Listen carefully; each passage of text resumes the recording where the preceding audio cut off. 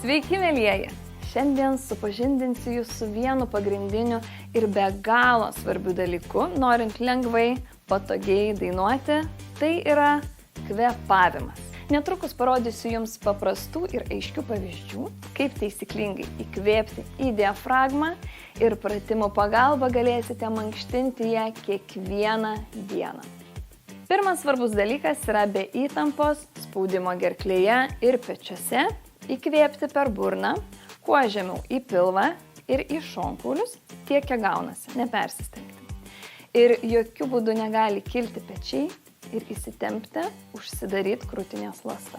Taigi uždėkite rankas ant šonkaulių, kad pajaustumėte, kaip įkvėpus jie išsiplečia, o iškvėpus grįžta atgal.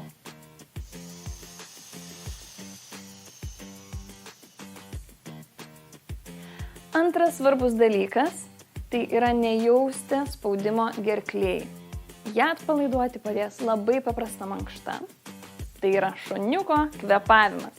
Manau, kiekvienas esat matęs, kaip džiaugsmingai šuniukas pasitinka savo šeimininką, iškišdamas liežuvį ir plačiai išsižiojęs. Taigi pabandome. Iškišam liežuvį ir atidarom maksimaliai gerklę ir kvėpuojam į diafragmą.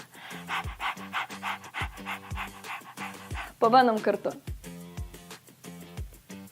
Na ką, einam prie pirmo pratimo.